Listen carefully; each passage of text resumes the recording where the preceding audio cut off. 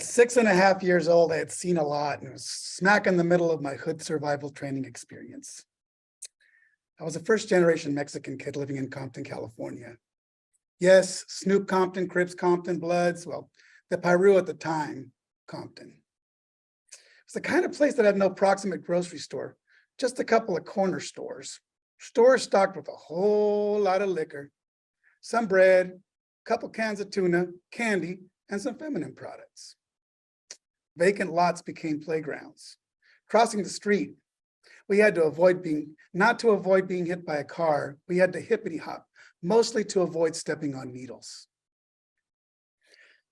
My very best friend was Cameron Cupperson. We'd been friends since we were toddlers, an age when we were not yet old enough to poop on our own, yet somehow old enough to live within the perimeter of the Watts riots.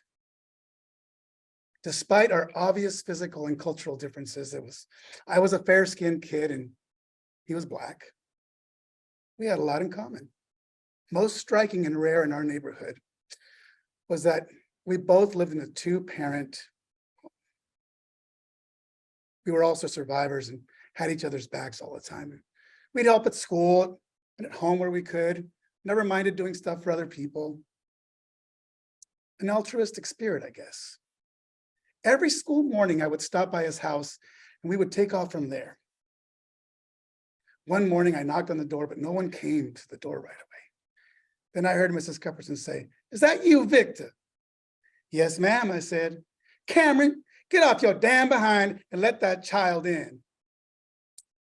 Funny thing is, on this particular morning, when I walked in, I didn't smell cornbread frying. Only thing on the stove was the hot comb on the fire to straighten Cameron's sister Nini's hair. "Hey, Victor." "Hey, Mrs. C." "Oh, damn," said Mrs. C. "Cameron, I almost forgot. Y'all need to get out of here and go to that house around the corner. They're giving free breakfasts to kids in the neighborhood." We ran out the door, slamming the screen door. "I told you little shit crumb snatchers not to slam that door," she yelled. That's all we heard running down the driveway. I could tell it was early in the week because Mrs. Cupperson cussed less the closer it got to Sunday. By Monday, all bets were off. Anyway, to get to school, we would usually hang a left, skipping off to school through Crip territory like we were on our way to the Emerald City. This day, we hooked a right and then another right. I could smell bologna frying from 2 houses before we came upon the white clapboard house with the cement stoop. Walking in there were a couple of tables with other kids. We were greeted by some nice young ladies who gave us a plate and said, "Sit down and help yourself." "Y'all been doing your homework and acting right?" "Yes, sir." They always knew who wasn't, and they called them out right there at the table. One of the mornings, I got caught staring at one of the women. She says to me, "Child, why are you staring at me? You digging my threads?" "Yes, ma'am." Ooh, there were bell bottoms and flowered shirts and my favorite suede vest with the fringy things. Oh yeah, I still want one. Several months passed. Cameron and I continued to stop by the breakfast house dutifully. And one morning I overheard the grown-ups talking about how they might not be able to continue the breakfast program anymore because they weren't getting enough donations. That was so sad to me. So I decided I was gonna put on little shows and charge a nickel. I got a box, put a sheet over it after I cut the front out and the back. Armed with a candle and my little sets of cowboys and Indians and army plastic figurines, I would weave stories told in shadows generated by light. Those nickels then I would take to the nice people who served the breakfast. Then one afternoon I came home and there was my mom standing in the living room with her arms crossed. She looks at me and says, "Victor, no puedes seguir yendo a la casa de las panteras negras." Okay, I guess I'll translate. "Victor, you are no longer to go over to that Black Panther house." Alas, it seems that at the ripe old age of 7, I'd been fundraising for a Black Panther neighborhood kids breakfast program. I cried and I said, "But Mom, why? They're so nice and giving, and they have really good ketchup."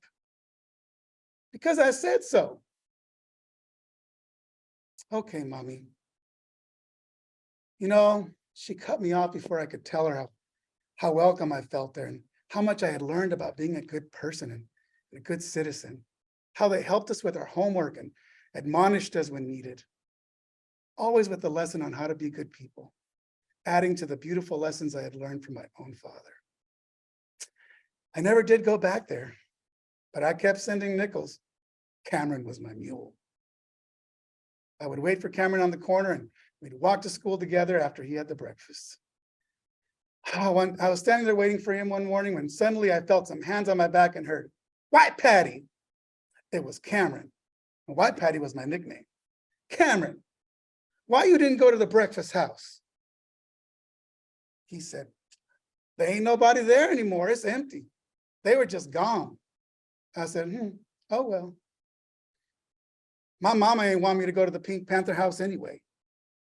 Several decades later, I was watching a documentary on Compton and Watts, and a video image of that stupid house came into view. Oh shit, that's the breakfast house.